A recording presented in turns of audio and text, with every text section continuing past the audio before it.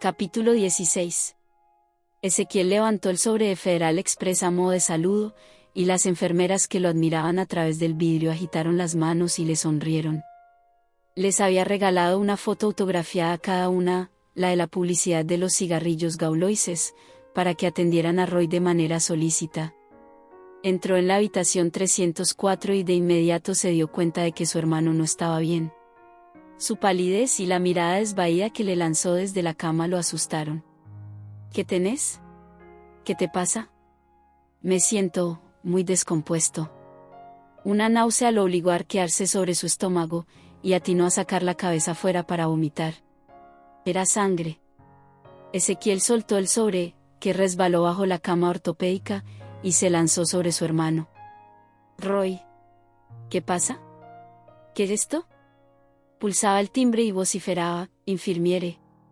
Infirmiere. Al-Saud corrió el último trecho hasta la 304 al oír el llamado de Ezequiel. Blaeter, inclinado fuera de la cama, vomitaba un líquido de una tonalidad roja intensa, más bien de color burdeos.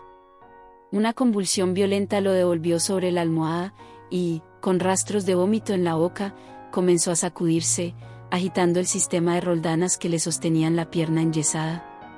«Sujetale la pierna quebrada», vociferó Al-Saud, y Ezequiel hizo como se le ordenaba, aliviado de que alguien tomara las riendas de la situación.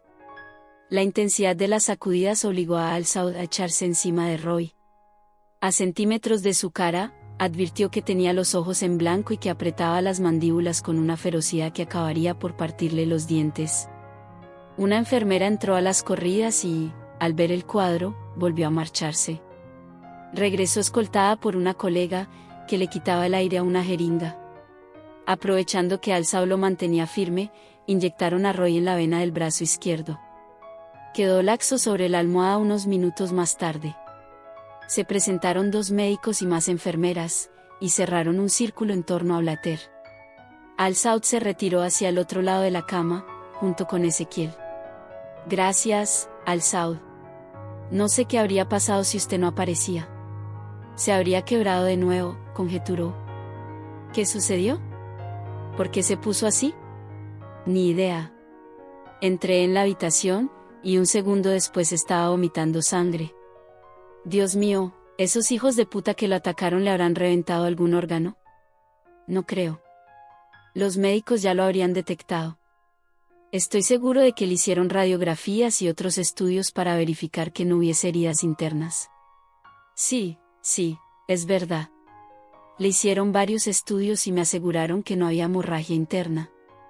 Los médicos se apartaron del grupo para hablar con Ezequiel. Las enfermeras fueron marchándose, y el entorno de la cama se despejó. Al-Saud se acercó para estudiar de cerca a Blaeter. Oyó un crujido y notó la irregularidad del piso bajo su bota. Se trataba de un sobre. Un sobre de Federal Express. La persona en la empresa de mi abuelo consiguió todo en menos tiempo del imaginado. Y lo despachará hoy en un servicio de 24 horas de Federal Express. Al-Saud miró de soslayo a Ezequiel. Este le daba la espalda. Simuló inclinarse sobre Roy y levantó el sobre. Lo escondió bajo el sobretodo. «Discúlpenme», dijo a los médicos. «Hasta luego, Ezequiel. Volveré más tarde o mañana, cuando tu hermano pueda recibirme». Ezequiel se limitó a sentir. Al-Saud, Michael Thornton y Anthony Hill se reunieron en la base para analizar el último lote de pruebas aportadas por Blaeter, constituido por memorandos internos, listados de sustancias, órdenes de entrega, remitos y otros documentos que avalaban la creencia de que en el vuelo de El Al se habían transportado al menos 2 de los 4 elementos necesarios para la fabricación del gas sarín, y en cantidades que no ayudarían si la estrategia del gobierno israelí consistía en presentar la adquisición como inofensiva, con la única finalidad de probar máscaras de gas o la producción de insecticidas. La documentación extraída de Química Blaeter y las fotografías de Bouchiki constituían una evidencia aplastante. «Tu plan, Elia, implica un gran riesgo», opinó Mike Thornton. «Si coordinamos los pasos uno a uno, será exitoso», rebatió Al-Saud. «Entonces los tendremos agarrados de las pelotas. Y negociar con ellos será pan comido». «¿Cuál es el paso que sigue?». preguntó Tony. Ver a Lefortovo, contestó Al-Saud, y asustar a los del gobierno israelí. Para lo segundo es que pretendes usar al periodista holandés, ¿verdad? Al-Saud asintió. Queda algo pendiente que me quita el sueño y quisiera acabar con ello de una vez por todas, dijo Tony, el tema de la filtración que tenemos en la Mercure. Si es que la tenemos, porfió Mike. Como ya dijimos, organizaremos un intercambio ficticio en el cual intervendrán solo algunos de nuestros empleados, los sospechosos de acuerdo con nuestro juicio. No lo haremos acá, en París, sino que buscaremos otra ciudad. Yo seré quien concurra al supuesto intercambio. ¿Cuándo? Lo haremos después de hablar con Woodcock. Tenemos que coordinar bien los pasos. Si la filtración de la Mercure es un informante del Mossad como creemos. Yo no creo eso, insistió Mike. Como creemos Tony y yo, concedió Al-Saud, los atraeremos a la trampa sin problema. Elia condujo directamente de la base a lo de Vladimir Chevrikov. ¿Quién es? Preguntó el ruso a través de la puerta y con la voz enronquecida del que acaba de despertar. Lefortovo, soy caballo de fuego. Chevrikov le franqueó el paso, y Al-Saud ladeó la comisura en una sonrisa burlona. Fresco como una lechuga, ¿eh? Recibió un gruñido como respuesta.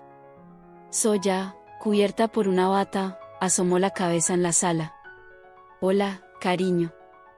Ah, este es un mal momento, comentó Al-Saud mientras se aproximaba para saludarla con 2 besos en las mejillas. Siempre es una alegría verte, mon chérie, pero necesito que nos dejes a solas. Vladimir y yo tenemos que trabajar. Me urge hablar contigo, Elia, dijo la prostituta. ¿Puedes pasar por casa más tarde? Al-Saud asintió y se retiró a la cocina para servirse café. Aguardó a escuchar el sonido de la puerta al cerrarse para volver a la sala. Chevrikov se presentó vestido y con el cabello húmedo y peinado. Aferró la taza que Al-Saud le ofrecía. Veo que puedes permitírtela, dijo en referencia a Zoya. Pagas bien, caballo de fuego. Muy bien. Al-Saud abrió un sobre y volcó el contenido sobre la mesa.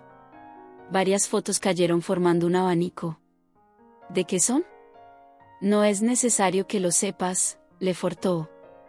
El ruso ahogó una carcajada. Con todo lo que se acerca de ti y de tus sucios juegos, podría hundirte. ¿Qué le hará a nuestra amistad que me entere de algo más?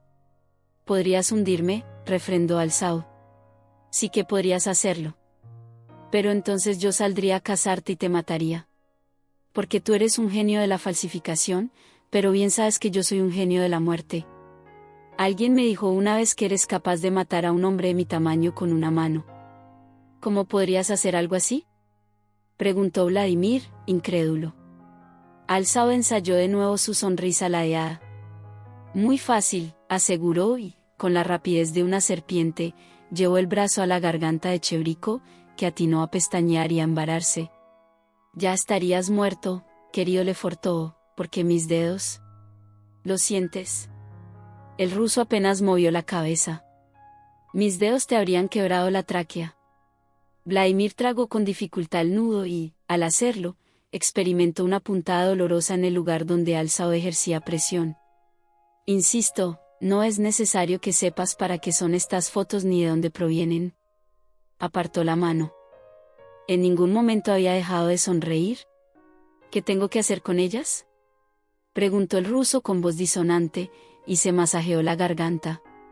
Son fotos verdaderas y legítimas que tú tendrás que convertir en falsas.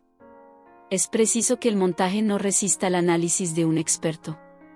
Tendrás que realizar tu peor trabajo, Lefortovo. ¿Para cuándo las necesitas? ¿Para ayer? De camino a lo de Zoya, habló al celular de la Diana empleando el sistema manos libres. ¿Dónde están? Yo, de guardia en la puerta del instituto. Sani, dentro. Hasta ahora, sin novedades. A la salida las llevarán directamente a casa. ¿Entendido? Sí, jefe. Zoya lo esperaba con uno de sus jugos naturales favoritos, kiwi, ananá y zanahoria. Se acomodaron a beberlo en el sofá de la sala. Elia, te pedí que vinieras porque estoy preocupada. ¿Por Natasa? aventuró Al-Saud. No, por ella no. No ha vuelto a llamarme desde la vez en que te lo comenté. Estoy preocupada por Macena.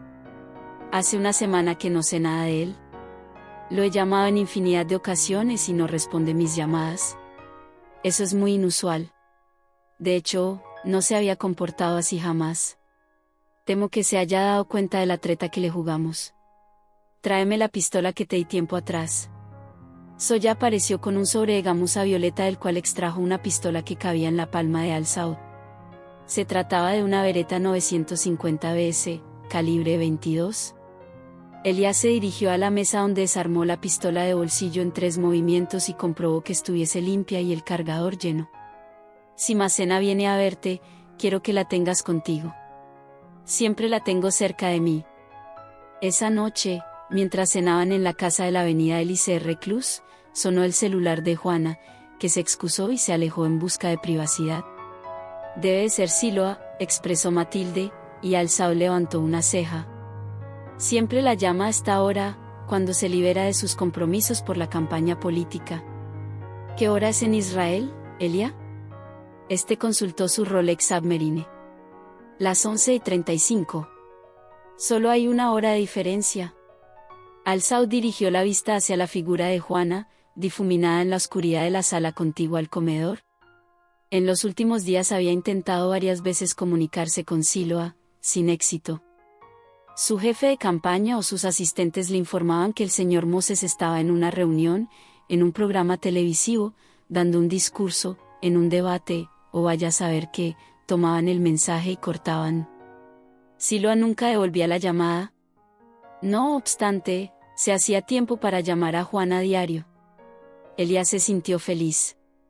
Esa muchacha, con su espontaneidad y su simpatía, estaba reviviendo en su amigo algo que el atentado había destrozado junto con Mariam. Juana regresó a la sala y le pasó el celular a Matilde.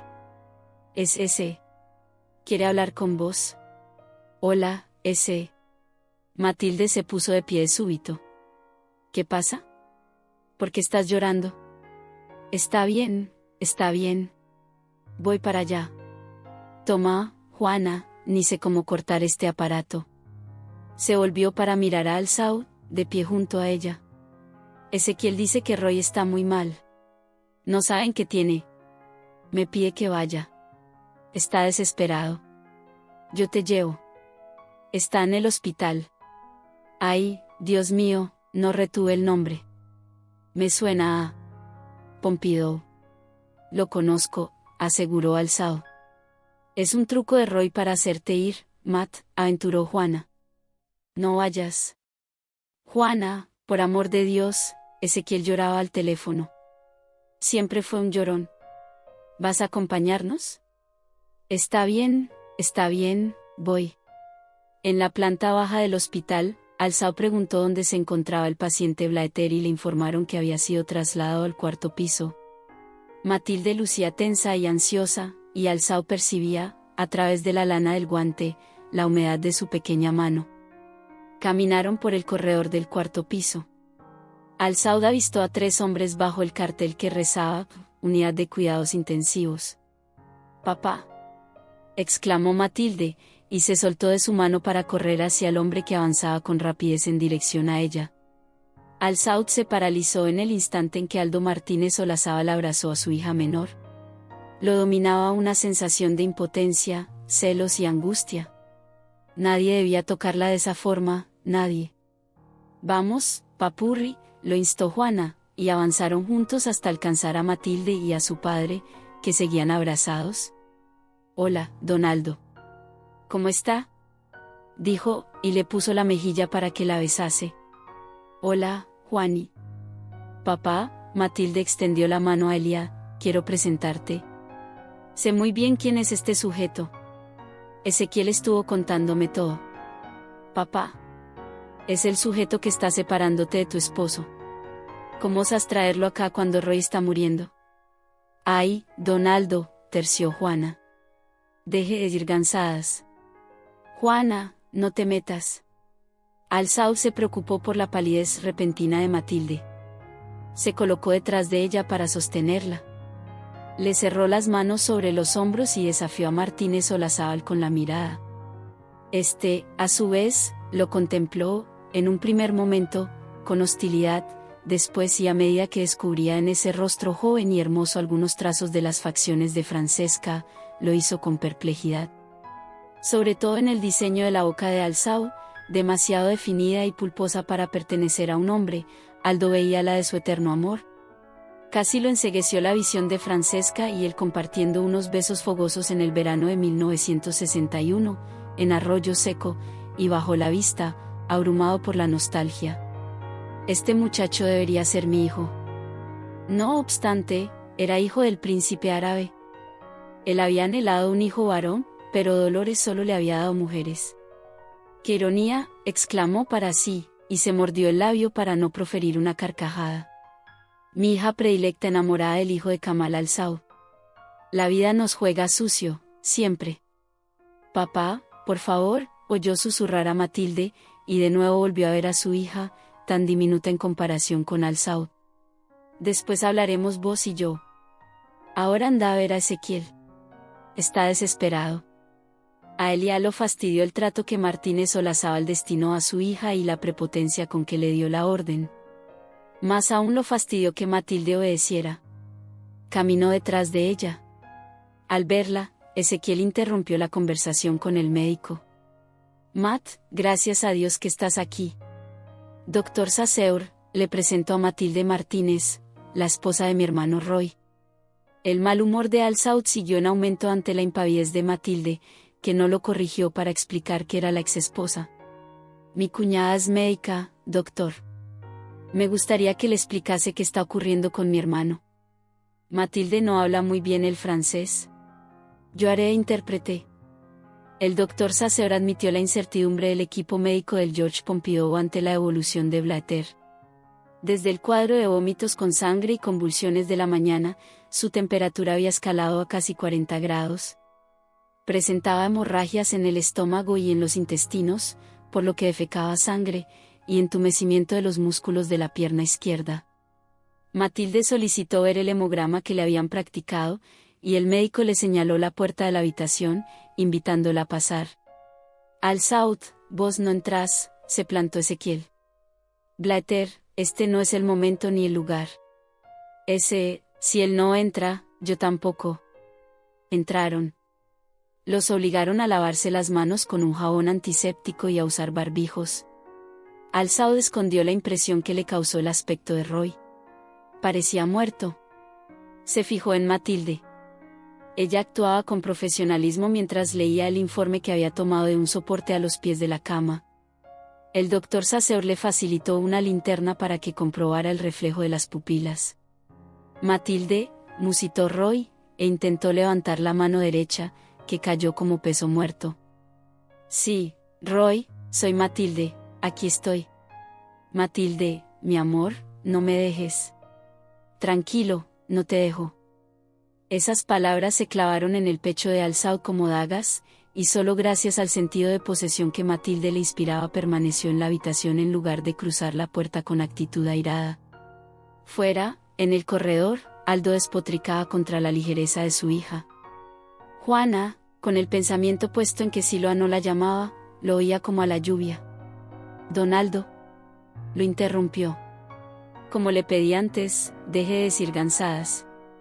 Creo que ha llegado el momento de que usted y yo nos tomemos un café y hablemos de ciertas cosas. Es muy triste escucharlo pronunciar semejante sarta de estupideces simplemente porque está en pelotas en cuanto a la vida amorosa de su hija. Busquemos el bar. Quizás esté todavía abierto y podamos tomar un café y hablar. No me moveré de acá, Juana. Roy está muy grave. Roy no mejorará porque usted se quede de guardia en el pasillo. En cambio, yo tengo que revelarle cosas que debí revelarle hace tiempo. ¿Me acompaña? Matilde se acercó a Alzau y le dijo al oído. Elia, voy a pasar la noche aquí. Alzau inspiró hondo e irguió la cabeza, alejándose de ella. Por favor, Elia, enténdeme. Creo que está muriendo. No puedo abandonarlo. ¿Abandonarlo? Está en un excelente hospital, con su hermano y con tu padre. Pero yo... ¿Vos qué? ¿Vos qué? Se inclinó para repetírselo cerca del rostro y con los dientes apretados. ¿Ibas a decirme, yo soy su esposa? Matilde sacudió la cabeza y se mordió el labio. Yo me siento obligada con Ezequiel. Vos no lo entenderías. Por favor, no me cuestiones ahora, sollozó. Está bien, dijo él, con impaciencia, y levantó las manos en el ademán de quien se rinde. Pero me quedo con vos.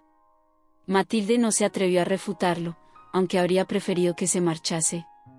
La tensión entre Ezequiel y él la ponía nerviosa, no le permitía pensar. Doctor Saussure, dijo Matilde, ¿cuál es su diagnóstico? Sospechamos que el señor Blatter ha sido envenenado. Estás mintiendo, Juana, la acusó Martínez Olazábal. ¿Roy violó a Matilde? ¿Estás delirando? Roy es el esposo de Matilde. El matrimonio de su hija y de Roy nunca se consumó. Matilde, gracias a los traumas que ustedes se encargaron de instalarle en la cabeza y a la tragedia que vivió cuando tenía 16 años, sufría un síndrome conocido como vaginismo, por el cual los músculos de la vagina se contraen de manera involuntaria y no permiten la penetración. Es como tratar de hacerlo contra una pared, don Aldo. Aldo no terminaba de salir de su asombro por la afirmación de Juana Folicuré. ¿Vaginismo? ¿Matilde incapaz de hacer el amor? Los hechos y las imágenes del pasado lo bombardeaban como meteoritos, y solo servían para corroborar lo que Juana aseguraba. Finalmente una noche Roy llegó borracho, con la cabeza caliente por los consejos del sabio de su primo, Guillermo Latze, y la violó. Matilde logró escapar con unas poquitas cosas y se refugió en mi departamento. Estaba muy lastimada, Aldo apretó los puños, los párpados y los labios, y sangraba. La curé lo mejor que pude. Ella no quería ir a la ginecóloga por temor a que la mujer denunciara a Roy. Las heridas físicas curaron, pero las emocionales, como si ya no hubiese tenido suficientes la pobre, se hicieron más profundas. Por supuesto que Roy comenzó un asedio sin tregua, hasta llegó a ser un escándalo en el Garrán, y los guardias vinieron a sacarlo de las bolas, al muy hijo de puta. Para vengarse de Mati porque necesitaba guita, vendió el cuadro de Matilde y el caracol, que había quedado en el departamento de Roy cuando Matt se escapó, como muchas cosas que ya dio por perdidas porque no se animaba a volver a buscarlas. Juana pausó el discurso para reacomodar las ideas. La vida de Matt era un infierno a causa de este desgraciado. Se cerró al amor y solo pensaba en dedicarse a la medicina, a curar a los pobres y a los desvalidos. Trabajaba sin descanso, varias veces llegó a pasar días enteros en el Garrán, hasta que su jefe le ordenaba que se fuera a su casa a dormir. No miraba a los hombres, no quería saber nada de ellos. Le causaba horror siquiera que la rozaran. Hasta que apareció Lía en el avión que nos trajo a París, y él, con paciencia infinita, la rescató del oprobio de sentirse dañada e inservible, le curó las heridas y la hizo sentirse mujer. Dios mío, Aldo se sostenía la cabeza con las manos. ¡Qué ciego estaba! Siempre ha estado ciego, don Aldo. O mejor dicho, solo se ha mirado el pupo. Aquí no termina la cosa. Y escuche bien lo que voy a decirle ahora, si Matilde y yo estamos vivas, es gracias a ese hombre al que usted recién trató para la mierda. ¿De qué estás hablando? Juana le narró los hechos acontecidos frente a la puerta del Licees Langues Vivantes, y le explicó que los malhechores buscaban la llave que Roy le había entregado a Matilde la noche de la fiesta en lo de Tregart. También le refirió el episodio del cuadro en el departamento de la calle Touvier. Es por esto que, cuando llegué a París esta mañana, me cansé de llamar al departamento de Enriqueta y ustedes no respondían. Al final lo llamé a Ezequiel y él me contó que vivían en lo de Alzao. Y gracias a Dios, él nos recibió en su casa. Porque el muy hijo de puta de su Roycito nos expuso a una banda de maniáticos que casi nos mata. Vaya a saber en qué negocio turbio anda ese malparido. Dios bendito, Juana. No entiendo nada. No sería la primera vez, querido don Aldo. Explícame lo de la llave y lo del cuadro de nuevo. La condición de Blatter se deterioraba con el paso de las horas. La fiebre no bajaba, y se contorsionaba de dolor. Gritaba que se quemaba por dentro.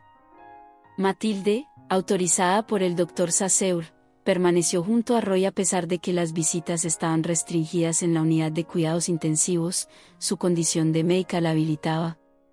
Como el padecimiento de Blatter no cesaba, Matilde sugirió que le inyectaran morfina. Saussure dudó, dijo que, al no saber exactamente con qué lidiaban, temía que la morfina produjera efectos adversos. Roy siguió sufriendo, aferrado a la mano de Matilde, sin darse cuenta de que se la estrujaba y que ella padecía.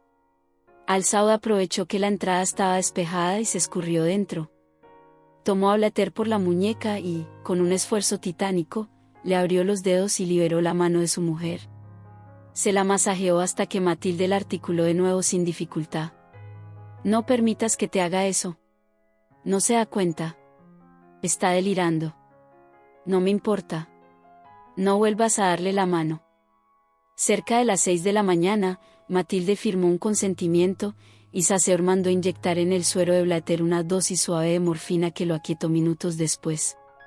Aún narcotizado, se rebullía y se lamentaba. Matilde salió al pasillo y descansó en el abrazo de Al-Saud. Vamos al bar. Necesitamos comer algo. Matilde asintió, débil y abatida. Ezequiel hablaba por teléfono en el pasillo. Su celular sonaba cada 5 minutos. Sus padres llamaban, el abuelo Guillermo también. Mis viejos y mi abuelo acaban de llegar a París, anunció Ezequiel. Vienen directo para acá. Habían volado en el avión privado de don Guillermo apenas Ezequiel les informó del estado de Roy. Matilde no tenía ganas de ver a sus parientes políticos. A excepción de su suegro, los demás no la querían y se habían opuesto a su casamiento.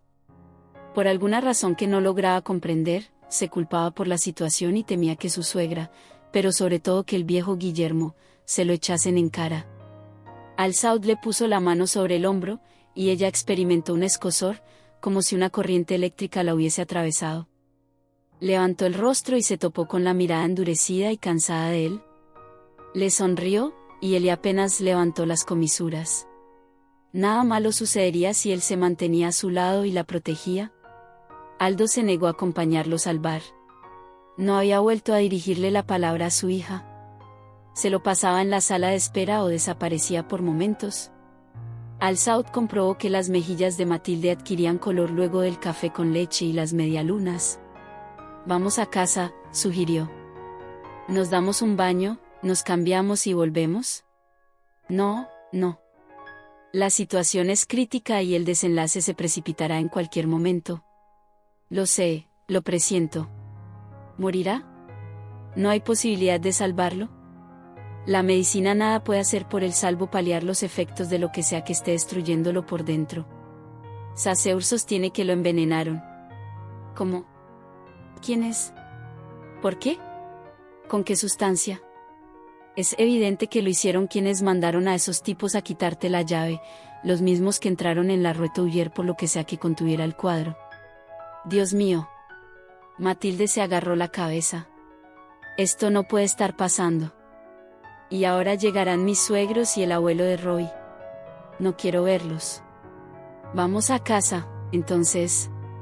Has hecho demasiado. Que ellos se ocupen de él. No puedo. Vos no entendés, no puedo. Se lo debo a Ezequiel. ¿Te vas a quedar conmigo? Le preguntó de pronto y, desgarrada entre el egoísmo y la generosidad, pronunció, Belia, vos tenés muchos compromisos y trabajo en la Mercure. No te quedes, mi amor. Aquí me quedo, Matilde. No vuelvas a pedirme que me vaya. Al regresar al cuarto piso, Ezequiel, pasado de sueño, hambriento y nervioso, Jean-Paul y su abuelo coincidiendo en la misma habitación era más de lo que podía soportar, arremetió de nuevo contra Al-Saud. Quiero que se vaya, Matilde. Rara vez la llamaba por su nombre completo. Su energía es pésima para Roy. Lo odia. ¿No te contó lo que hizo el día después de la fiesta? Claro que no. Se presentó en casa y apuntó a Roy con una pistola. Matilde giró de manera brusca para mirar a Al-Saud, que fijaba la vista en Ezequiel, con gesto impávido. Sí, es verdad. Lo encañonó y le dijo que si volvía a molestarte iba a matarlo. Y ahora mi hermano está muriendo. Decime, Blaeter, ¿te gustaría que le explicase a tus padres y a tu abuelo, incluso al padre de Matilde, por qué hice lo que hice? Y quiero dejarte algo en claro, no me arrepiento de lo que hice aquel día. Cualquier hombre lo habría hecho por su mujer. También se me ocurre que podría contarle al señor Martínez Olazábal porque a su hija casi la matan fuera del instituto. El papel que desempeñó tu hermano es clave. ¿Te gustaría que hable de todo esto? Me pregunto, ¿en qué negocio sucio está metido tu hermano para que lo hayan envenenado como a un perro? Basta, basta, imploró Matilde en un susurro histérico, y detuvo a Ezequiel apoyando las manos sobre su pecho cuando intentó abalanzarse sobre Alzao. ¿Quieres pelear? Simuló sorprenderse Elia, y rió por lo bajo. No pensé que fueras tan estúpido. ¿No te sirvió de muestra lo del otro día? Jean-Paul Tregart, testigo de la escena, tomó a Ezequiel por el brazo y se lo llevó. A Matilde no la esperaba un mejor recibimiento por parte del resto de los Blaeter, a excepción de Ernesto, el padre de Roy, que la abrazó y se echó a llorar. La madre y el abuelo le dieron vuelta la cara. Aldo tampoco realizaba grandes esfuerzos por consolar a su hija y se recluía en un sillón de la sala de espera, donde hojeaba revistas y bebía café. Cerca de las 6 de la tarde, 2 médicos de la unidad de cuidados intensivos hablaron con Matilde. La falla orgánica múltiple, es decir, el mal funcionamiento progresivo y secuencial de la mayoría de los órganos vitales, se había precipitado en la última hora. Ya no queda esperanza, pensó Matilde. La urgieron a entrar. Alzao hizo ademán de seguirla, pero ella levantó la mano y negó con la cabeza. Roy, soy Matilde. Debido a la disfunción pulmonar, la piel se le había vuelto de una tonalidad azulada, lo habían entubado. Roy, ¿me escuchas? Sus pestañas aletearon débilmente hasta que entreabrió los ojos y los fijó en ella. Resultaba fácil vislumbrar la garra de la muerte en esa mirada opaca. Matilde descubrió también la desesperación con la que la contemplaba. Carraspeó para deshacerse de la obstrucción que le impedía expresarse. Sí, Roy, ya sé. ¿Quieres que te perdone? Él le contestó bajando los párpados. Te perdono, de corazón, te perdono. ¿Vos me perdonás a mí por no haber sabido amarte como merecías? Blaeter volvió a sentir del mismo modo. Ya no sufras, querido, ya no más. Te voy a recordar con cariño y nunca con rencor. Te lo juro. Ya no sufras más. Matilde se apartó para dar sitio a los padres de Roy. Minutos después, aun con el llanto de la señora Blaeter en sus oídos, oyó el pitido largo y continuo del monitor de frecuencia cardíaca que anunciaba la muerte del hombre al que había humillado y hecho sufrir. Corrió fuera y cayó en brazos de Juana, entre los que rompió a llorar amargamente. Alzao avanzó hacia ella y se detuvo a un paso. Percibió, casi como si de un muro se tratase, el rechazo de Matilde. No deseaba su presencia en ese momento. Recogió la campera y los lentes y se marchó. Apenas traspuso la puerta principal del hospital, llamó a la Diana y le ordenó que se presentaran en el 4º piso, en la unidad de cuidados intensivos. Puso en marcha el Aston Martin al avistar a sus empleados que ingresaban en el Georges Pompidou. Apenas pasadas las 11 de la noche, Matilde irrumpió en la cocina de la casa de la avenida Élysée Reclus y apremió a Leila en francés. ¿Dónde está Lia? En la sala de música. Cruzó el espacio casi corriendo sin percatarse de los 3 gestos estupefactos que dejaba atrás de sí. La Diana, Sándor y Juana, con los labios ligeramente separados y los ojos abiertos de modo desmesurado, contemplaban a Leila como si hubiese desarrollado un tercer ojo. Componían un cuadro humorístico. Buenas noches, Leila, dijo Sándor en bosnio, casi con miedo, y Leila le sonrió y lo abrazó sin articular sonido. A medida que subía la escalera, Matilde iba desembarazándose de la sica, de los guantes, de la bufanda, de la campera. Habría querido desnudarse por completo y sentir sobre la piel el aire tibio de la casa de Elia. Afuera lava. Afuera, Roy estaba muerto y su familia lo lloraba. Afuera, Aldo, con su fría cortesía y su trato distante, ahondaba la pena y la culpa que le drenaban la fuerza. Allí dentro, en ese refugio cálido y onírico, estaba Elia. ¿Por qué te fuiste? ¿Por qué me dejaste sola con ellos? Después de emerger de los brazos de Juana, casi ciega a causa de las lágrimas y de la hinchazón, giró la cabeza hacia uno y otro lado buscando su figura alta y morena. Se fue, le informó Juana. Cuando saliste, se quedó mirándote un momento mientras llorabas, recogió sus cosas y se fue. Tal vez pensó que querías estar sola. En tanto avanzaba hacia la sala de música, las ondas de sonido pulsaban en su pecho, y el ritmo de su corazón se aceleraba a lo mismo que sus pasos porque de pronto el cansancio desaparecía. De pie frente a la puerta cerrada de la sala de música, Matilde apoyó la mano sobre la placa de madera. Ya no latía, el silencio la abrumó, se le calentaron los ojos y percibió un calambre en la glotis. Las lágrimas desbordaron y una risita mezclada con llanto borbotó entre sus labios cuando la música sonó de nuevo. Había vida tras esa puerta. No se cuestionaba su necesidad por la energía de los acordes para enfrentarlo. Permaneció quieta, con la frente y la mano sobre la puerta, impregnándose de las vibraciones. Conocía esa obra instrumental, de las favoritas de Alzau, se trataba de Revolutions, de Jean-Michel Jarre, acaba de empezar y era la ouverture lo que sonaba.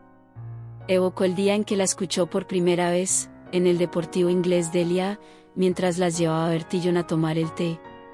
¿Por qué tenía miedo de entrar? Porque sabía que lo había marginado adrede en el hospital, una especie de castigo después de enterarse de que había amenazado a Roy con su pistola. No le gustaba la facilidad con la que empuñaba el arma y amenazaba y disparaba. ¿Qué querías que hiciera? Hizo lo que cualquier hombre con las pelotas bien puestas hubiera hecho, lo defendió Juana.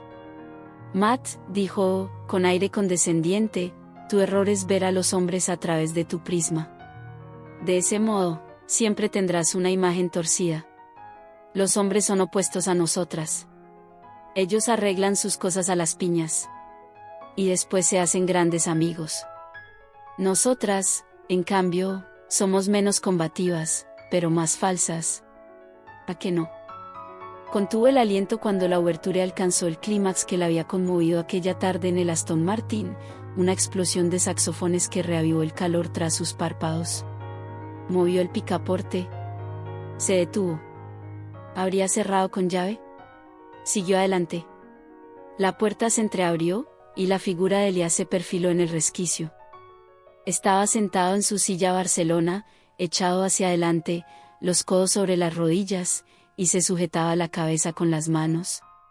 Lucía agobiado, vencido. Terminó de entrar y cerró tras de sí. El volumen de la música habría hecho imposible que él oyese el leve chasquido de la puerta, no obstante, su cabeza se disparó hacia arriba y su mirada se congeló en ella. No soportaba que la contemplase de ese modo. Qué duros podían ser sus ojos del color de las esmeraldas. Qué oscuro podía volverse su entrecejo al convertirse en una línea. Qué delgada su boca. Lo vio ponerse de pie lentamente en la actitud de quien se da tiempo para reunir paciencia antes de endilgar una reprimenda no tan severa como la merecida. Se había bañado, tenía el pelo húmedo peinado hacia atrás, como a ella le gustaba, y se cubría con la bata de seda. ¡Qué hermoso era! Su masculina perfección la humillaba. Después de 24 horas sin dormir y de haber llorado durante 15 minutos, sucia, con el pelo revuelto y la ropa arrugada, ella debía de parecer un bicho canasto. La angustia la invadió con olas pequeñas al principio, que le entumecieron la garganta, las olas adquirieron una dimensión gigantesca, la despojaron de cualquier arresto por permanecer incólume. Soltó la sica, los guantes, la bufanda y la campera, que cayeron a los costados, y se echó a llorar con los ojos apretados y la boca abierta. Más que llanto, de adentro le salían alaridos. Alzau salvó el espacio que los separaba y la cobijó en su abrazo. Enseguida sintió los dedos fríos de ella que trepaban por la seda de la bata con el frenesí de quien tiene un abismo a la espalda, y notó el cambio en el llanto, más sofocado, más profundo. Al último quedaron los espasmos y las sorbidas de nariz. Como el cachorro recién nacido que busca la ure de la madre, Matilde, en puntas de pie, siguió con la nariz hasta hallar el perfume de Elia en la base de su cuello. Él tenía por costumbre perfumarse después del baño. La familiaridad de la men la tranquilizó. Estoy en casa, se dijo, y apretó el círculo de sus brazos en torno a él. Ni Aldo, con su nueva actitud de dignidad ofendida, ni Juana, con su pragmatismo y frivolidad, la habrían confortado como su Elías. Dios mío, se angustió. Llegado el momento, ¿no tendré fuerzas para apartarme de él? Separó la cara de Al-Saud y se atrevió a mirarlo. Él le apartó los mechones pegados a la frente y le pasó el dorso de los dedos para secarle las lágrimas. ¿Por qué me dejaste sola? ¿Por qué te fuiste? Me pareció que querías estar sola, que necesitabas tu espacio. Saliste de la unidad de cuidados intensivos y buscaste a Juana para que te consolara, le recordó, sin animosidad. No podía llorarlo en tus brazos. En mis brazos puedes llorar cualquier cosa, Matilde. ¿Cualquier cosa? A mí no me habría molestado consolarte por su muerte. Sí, lo sé. Sé que sos generoso. Pero yo me sentía sucia y devastada por la culpa. Él murió por seguirme hasta aquí, porque yo lo había vuelto loco. Estaba obsesionado conmigo. Si no hubiese venido a París. Matilde, Al-Saud le apretó los hombros y la sacudió apenas. Quiero que te saques esa idea de la cabeza. Blaeter vino a París por otro asunto. Andaba en algo muy turbio, algo de lo que quizá nunca nos enteraremos ahora que ha muerto. Pero él no murió por tu causa. Más bien casi provoca tu muerte y la de Juana, no lo olvides. No soporto el olor a hospital que llevo encima. Un olor con el que estoy familiarizada desde hace años, en este momento no lo tolero. Quiero darme un baño y quitarme la ropa. A pesar de que se había duchado, Al-Saud se metió en el jacuzzi con Matilde y la bañó igual que la noche del ataque frente al instituto, incluso le lavó el pelo, todo en silencio. Le pasó muchas veces la esponja por la espalda y por los brazos para desembarazarla de la tensión que la agobiaba. ¿Por qué volviste tan tarde?, susurró para no alterar la paz. Vio cómo la espalda de Matilde se arqueaba y cómo se le marcaban las costillas. Oyó el suspiro que exhaló antes de contestarle. Yo solo pensaba en volver a casa, dijo, y él sonrió, triunfante por lo de a casa. Pero todo se complicó. La madre de Roy se descompuso, la presión le trepó a las nubes, y la internaron. Después vino el tema del papeleo. Como no murió de causas naturales, los médicos dieron intervención a la policía. Se llevaron su cuerpo para hacerle una autopsia. Don Guillermo, el abuelo de Roy, llamó al cónsul, que se presentó enseguida, y estuvo 2 horas diciéndonos lo que debíamos hacer. Quería irme, ya no soportaba estar ahí, pero me sentía obligada porque, se detuvo. Porque, aunque nunca lo fuiste realmente, para todos ellos eras su esposa. Sí, y porque soy una idiota y siempre hago lo que debo y no lo que quiero. Matilde dejó caer los párpados al sentir los labios de Elías sobre su espalda. Siempre quiero agradar. Conmigo, lo lograste. Me agradas muchísimo. La oyó reír con desgano. Y eso que al principio te empeñaste en ser muy desagradable. Matilde volvió a reír. ¿Qué les dijo el cónsul? Uf. Me mareó con tanto que dijo. El hecho de que se haya dado parte a la policía lo complica todo, como era de suponer. Mi suegro sugirió que lo incineraran una vez que nos devolviesen el cuerpo para regresar con las cenizas. Pero don Guillermo lo mandó callar y le gritó que volverían con el cuerpo. Matilde giró sobre sí y quedó frente a Elías, con las piernas recogidas cerca del mentón. Elías, no quiero viajar a la Argentina para el entierro. No quiero, insistió, y colocó la frente en el valle que formaban sus rodillas, y lloró quedamente. Quiero terminar con esta etapa horrible. No vuelvas. Si bien lo había pronunciado con mesura, Matilde percibió la angustia en su voz. Quédate conmigo. Levantó la cabeza y lo miró fijamente. En realidad, la atormentaba que no le importase nada excepto el hombre que compartía el jacuzzi con ella. No pensaba en Roy ni en su funeral ni en su papel de viuda, nada contaba excepto que la espantaba la idea de separarse de Elías. No sientas culpa, la animó Al-Saud. Haz lo que quieras. ¿Qué quiere hacer Matilde? Matilde quiere ser tuya para siempre, pero eso no sería justo para vos. Quiero quedarme en París. No se hable más. Matilde se quedará en París y a ver quién se atreve a contrariar a mi amor. La hizo reír, y enseguida la risa se borró. ¿Sacarías tu pistola ante el que intentara arrastrarme a la Argentina? ¿Qué pasa? Me enojé con vos cuando supe que habías amenazado a Roy con tu pistola. Me di cuenta de que te enojaste. Te pusiste fría conmigo. Me enojé mucho, remarcó. Mucho. No tolero la violencia. Si vis pacem, para bellum. No sé latín, o lo que sea eso. Acertaste, es latín. Significa, si quieres la paz, prepárate para la guerra. Es una frase adjudicada al escritor romano Vegecio. De ahí que a los cartuchos 9 mm los llamen parabellum. No sabía que a los cartuchos 9 mm los llaman parabellum. Lo único que sé es que la violencia engendra violencia. No si acabas con tu enemigo. Matilde, dijo, si un criminal estuviese a punto de matar a alguien que amas y vos tuvieras un arma en la mano, ¿qué harías? Supongo que la usaría, aunque no lo sé. No sé cómo reaccionaría. Yo sí sé cómo reaccionaría. Y te lo demostré el lunes frente al instituto. Con Blatter pasó lo mismo. Él te lastimó profundamente y yo le advertí que ya no estaba sola.